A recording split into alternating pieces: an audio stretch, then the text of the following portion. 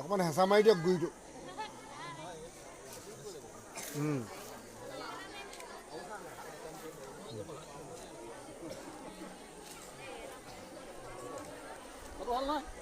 হ'ব দিয়ক আমাৰ নকওঁতে মই যে কৈ সিহঁতে মোক বেয়াই পোৱা হৈছে সেইদিনাও কান্দি পাৰি সিহঁতক এইটো কথা লৈ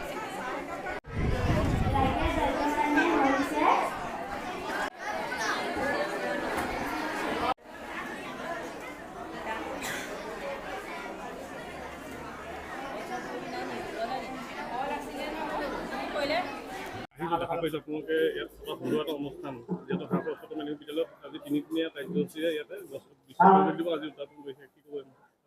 হয়, আমি ইয়াত হাঁহচৰা উচ্চতৰ মাধ্যমিক বিদ্যালয়ত আমি গড়গাঁও মহাবিদ্যালয় বিজ্ঞান মঞ্চৰ তৰফৰ পৰা বিজ্ঞান মঞ্চৰ মই সভাপতি ডক্টৰ চন্দ্ৰাদিত্য গগৈ সকলোকে আজি বিশ্ব পৰিৱেশ দিৱসৰ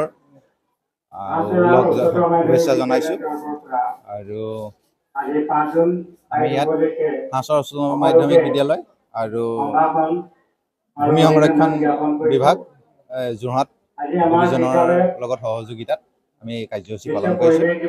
আজি কাৰ্যসূচীৰ লগত আজি দুদিনৰ পৰা ইয়াত কিছুমান কাৰ্যসূচী তেওঁলোকে চলাই আছে। ষ্টুডেণ্টসকলে বিভিন্ন কাৰ্যসূচীত ইতিমধ্যে হৈছে। আজি আমি ইয়াত আৰু এটা বিজ্ঞানভিত্তিক কথাখিনি বিশেষত আজি যিটো থিম আছে যে এই ৱৰ্ল্ড এনভাইৰনমেণ্ট ডেৰ আজি যিটো থিম আছে যে লেণ্ড ৰিষ্টৰেশ্যন,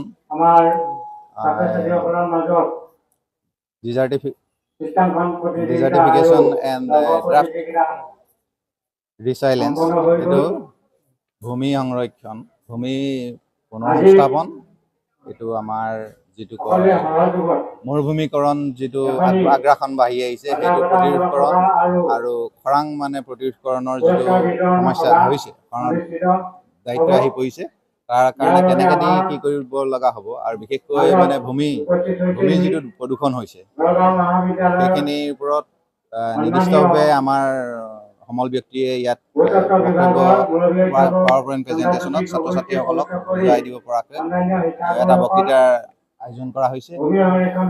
আৰু এইখিনি বিশেষত যে আমাৰ গছ ৰোৱাটো যেনেধৰণে জৰুৰী আৰু ইয়াক প্ৰতিপালন কৰাটো এটা জৰুৰী আৰু প্ৰতিপালন কৰাটো জৰুৰী। আৰু ভূমি বিশেষত ভূমি যিটো দূষিত হৈছে, ভূমি দূষিত যিখিনি যিবোৰ বিভিন্ন ধৰণে দূষিত হৈছে, ভূমি দূষিত হৈছে, বায়ু দূষিত হৈছে, চব পানী দূষিত হৈছে, এইখিনি যে আমি কেনেকৈ প্ৰদূষণমুক্ত কৰি ৰাখিব পাৰি আৰু তাক সজাগ সচেতনতা আগবঢ়োৱাৰ কাৰণে আমি মানে এইখিনি পদক্ষেপ লৈছোঁ আৰু ভৱিষ্যতেও লৈ যাম। আৰু সকলোকে এইখিনি মানে যিহেতু এটা মানুহ হিচাপে গোটেই প্লেনেটটোৰ বাসিন্দা হিচাপে সকলোৰে সচেতন নাগৰিকৰ সচেতন মানে পৃথিৱীবাসী প্ৰত্যেকৰে এইটো এটা নৈতিক দায়িত্ব। আৰু এইখিনিতে যিহেতু ছাত্ৰ ছাত্ৰীসকলৰ মাজত আপোনালোকে এটা সজাগতা সভা আয়োজন কৰিব, কি মেছেজ দিব এখন বিদ্যালয় অসমৰ ছাত্ৰ ছাত্ৰীসকলক? হয় হয়, সেইটো কাৰণে কৈছোঁ যে এইদৰে মানে এক গ্ল'বেলি আমি গোটেই পৃথিৱীখনে এটা পৰিয়ালৰ নিচিনা, আৰু এইটো প্ৰদূষণ হ'লে এই বস্তুটো যদি পৃথিৱীখন বাসোপযোগী নহয় তেতিয়াহ'লে আমি কাৰো নিষ্ঠা নাই। গতিকে কিছুমান বস্তুত আমি মানে বিভিন্ন জাতি ভাষা বৰ্ণ নিৰ্বিশেষে আমি ভাগ ভাগ হৈ থাকিলেও কিছুমান আমাৰ উমৈহতীয়া দায়িত্ব আছে মানুহ হিচাপত, আৰু মানুহ হিচাপত পৃথিৱীৰ বাসিন্দা হিচাপত আমাৰ এটা উমৈহতীয়া কৰ্তব্য আছে, আৰু সেইখিনি আমি কিছুমান কাম তেনেধৰণে কৰি যাব পাৰিব লাগিব। সেইটোৱে, ধন্যবাদ।